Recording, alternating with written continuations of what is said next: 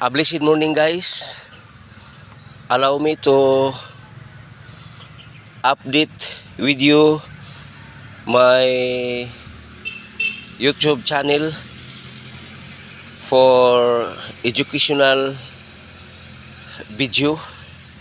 So guys, February 16, 2026 at exactly 7:30 Monday. So tanim ako ng additional kardaba banana. Ito nga mga kardaba, guys, kinuha ko ito, ang source dito, guys, doon sa tawag namin na lupa namin na 2 hectares, Basakan. So sa Basakan ni, guys, likod sa behind the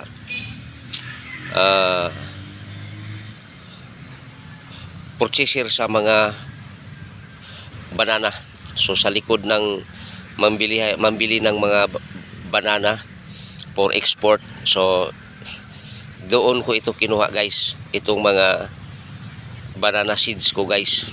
So update February 16, 2026 at exactly 7:30 Monday. So naghukay na ako, guys, kahapon February 15. Hinukay ko na ito, guys, no.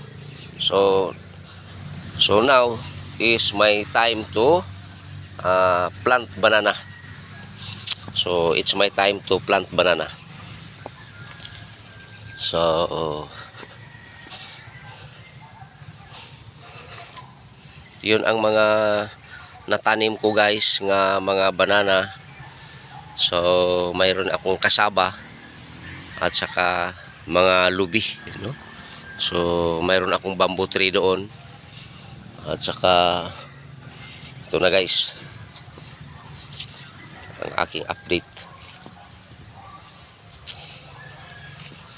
So mayroon akong mga papaya tree, may mga Madre de Agua. So may mga lubi na followers ko, guys, tinanim ko mga lubi. So Madre de Agua, itong Madre de Agua, guys, malaking tulong ito sa pagpakain ko ng mga pato at saka mga manok. So ito na, guys, itong mga lubi ko, naglagay rin ako ng mga followers na mga lubi, guys. Tinanim ko ito, guys, so mga lubi. So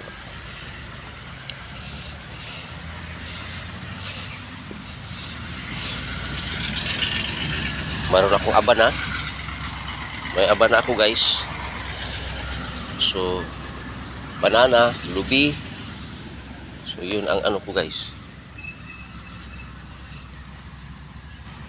So dito, guys, hindi nagsaksis ang tinanim ko kasi kinain ng kambing.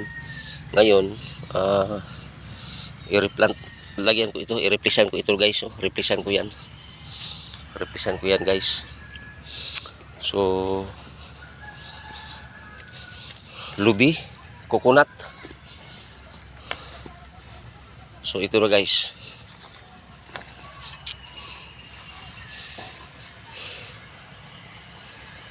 So may mga Madre de Agua na ako, guys, tinanim mga Madre de Agua. So mga lubi, no. Mayroon doon ako na durian, guys, galing sa Davao. Mayroon akong mga lansunis galing rin sa Davao. May rambutan galing sa Davao. So my activity ngayon is to plant additional banana, kardaba. So kinuha ko itong mga additional ko na banana galing doon sa tinatawag namin na Basakan. Mga Basakan. Nakahukay na, guys, kahapon. So mayroon akong digging. Hinukay ko na yan. So yan. May konti akong kasaba. So Yun na guys. So 1, 2, 3, 4, 5. So dalawang linya ito guys. 10 ito na seeds of banana. Tapos dito may isa akong gireplisan at saka dito isa na nireplisan. So additional banana. So kardaba, mga kardaba ang tinanim ko ito ngayon guys. Itong mga existing ko dito, mga lakatan rin. So variety of banana plants ito guys. Kardaba, lakatan, o tundan. So there are 3 kinds or variety of banana here na tinanim ko is kardaba, lakatan at saka tundan. So yung tundan guys, yung hinog na kainin mo na pangpatigas ng ano mo guys, yung mag-release ka ng kuan mo sa kuan pag kuan mo guys, lalo na pag mag LBM, yun ang pinakadabis kainin, lakatan at saka tundan. Itong kardaba guys for barbecue, no, banana Q. So yun. So tanim tayo guys. So for the future, so 2 years from now, ito guys magbunga na ito guys, no. So doon sa gilid mayroon din akong display center. So lahat ng mga product ko, mga lubi, saging, doon sa corner ko mayroon akong display center. So blessed day guys. Thank you for subscribing, patronizing, like and share this YouTube channel guys. So looking for YouTube channel for Arnis, we are here. Chaco, technical, TISDA videos here also. Construction is also here. So engineering, marine engineering, and agriculture, and also family and travel adventure. So this is a multi-educational video.